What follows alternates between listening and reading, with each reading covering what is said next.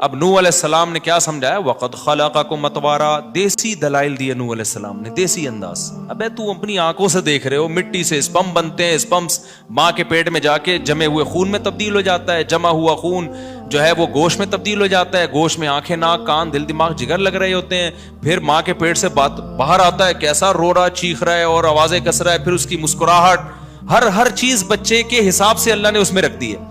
دیکھو بچے چونکہ معصوم ہوتے ہیں، کسی کام کے نہیں ہوتے، کوئی کما کے کھلاتے ہیں، ہر چیز میں آپ کے محتاج ہیں، تو انسان کے لیے تو وہ بہت بڑے بوجھ بن جاتے، کوئی نہیں پالتا ان کو.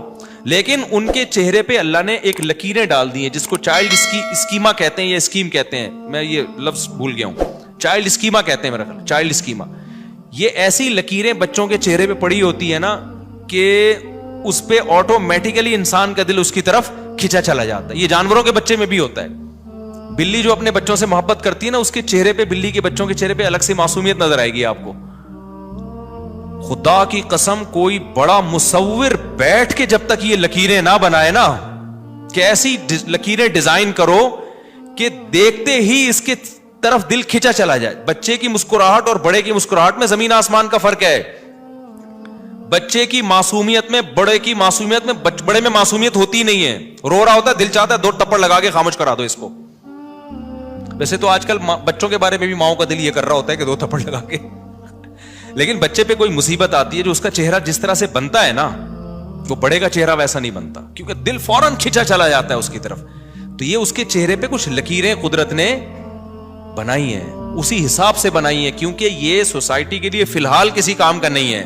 اس کو خدمت چاہیے. کون خدمت کرے گا بھائی؟ اس کے چہرے پہ ایسی لکیریں ڈال دو جو اس کو دیکھے اس کو اس پہ پیار آئے. تبھی دیکھیں بچوں کی تکلیف برداشت نہیں ہوتی ہے انسان سے، بہت ترس آتا ہے بچوں کے اوپر.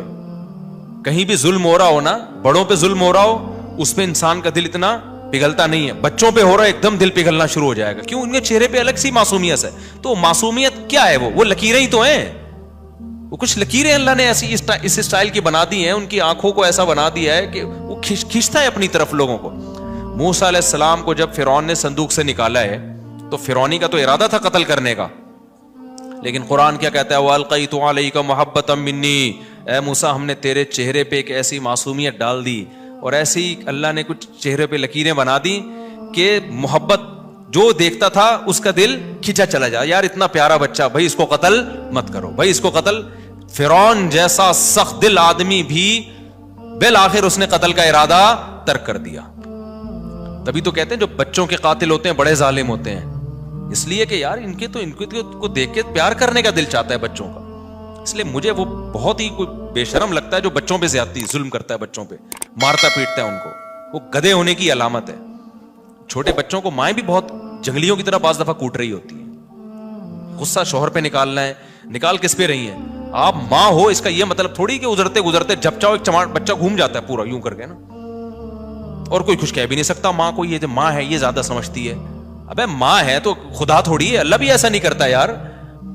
تو یہ جو مائیں بچوں کو دن رات پکڑ کے بلا وجہ کوٹ پوٹ رہی ہوتی ہیں، یہ کوئی یہ نہیں ہے کہ ماں ہے تو اب جو چاہے کر لے.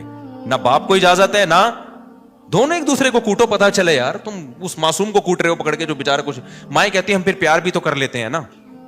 بچے کے پاس آپ کے علاوہ کوئی آپشن ہے نہیں، اس لیے وہ بیچارہ آپ کے پاس دوبارہ آ جاتا. ہم مانتے ہیں ماں جیسی محبت کوئی نہیں کرتا بچے سے، لیکن یہ مطلب ہرگز نہیں ہے کہ آپ اپنا غصہ بچے پہ بار بات پہ نکالو، کوٹتی رہو، چیختی رہو، چلاتی رہو. تھوڑا برداشت کرنا سیکھو. یہ نیچرل ہے بھائی. اللہ کل آپ کی ماں نے آپ کو پالا تھا تو آج آپ پالیں، کوئی مسئلہ نہیں. تھوڑا سا برداشت کر لیں، ٹھیک ہو جائے گا. ہاں کبھی کبھار ٹھیک ہے. تو وجہ اس کی یہ کہ بچوں پہ اللہ نے ایک خاص معصومیت ڈالی ہوئی ہے. تبھی ہمارے نبی صلی اللہ علیہ وسلم سے کہیں بھی ثابت نہیں ہے کسی بچے کو آپ نے مارا ہو. ڈانٹنا تک ثابت نہیں ہے. انس ابن مالک 10 سال کے تھے جب ان کی والدہ نے آپ کو خدمت کے لیے آپ کے پاس پیش کیا. 10 سال نبی کی خدمت کی. فرماتے میں بچہ تھا، ایک دفعہ بھی نبی نے کسی کام پہ مارنا تو دور کی بات، کوئی کام میرے ذمہ لگایا ہو اور میں نے نہیں کیا تو نبی نے یہ نہیں کہا کیوں نہیں کیا. کوئی بات نہیں، بچہ ہے بھائی. کوئی بچے کا کچھ کام کر لیتے ہیں، کچھ کام نہیں کرتے. اور ایک دفعہ بھی ایسا نہیں ہے کہ نبی نے کام کا کہا نہ ہو اور میں نے کر لیا ہو تو مجھے یہ کہا ہو کہ کیوں کیا. ایک دفعہ انس بن مالک فرماتے ہیں، بخاری کی حدیث ہے، مجھے نبی صلی اللہ علیہ وسلم نے کہیں بھیجا کسی کام کے لیے، چھوٹے بچے تھے.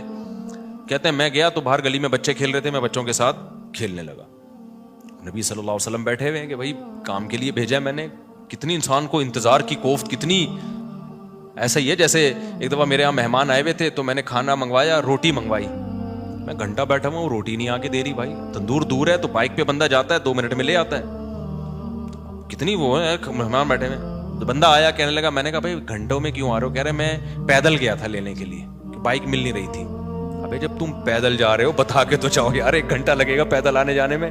خیر رپورٹس ہیں رپورٹس. تو غصہ آتا ہے نا انسان کو. تو نبی صلی اللہ علیہ وسلم کی زندگی بھی مصروف تھی, آپ بیٹھے ہوئے ہیں. انس بن مالک شارٹ, مارکیٹ سے شارٹ. ہمارے نبی صلی اللہ علیہ وسلم تلاش میں نکلے, گئے تو دیکھا کھیل رہے ہیں.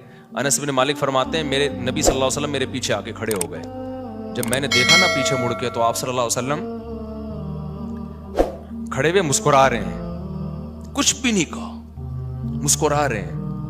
کیونکہ حضرت انس کو تھوڑی شرمندگی ہو گئی نا کہ بھائی مجھے کام سے بھیجا, کچھ بھی نہیں کہا.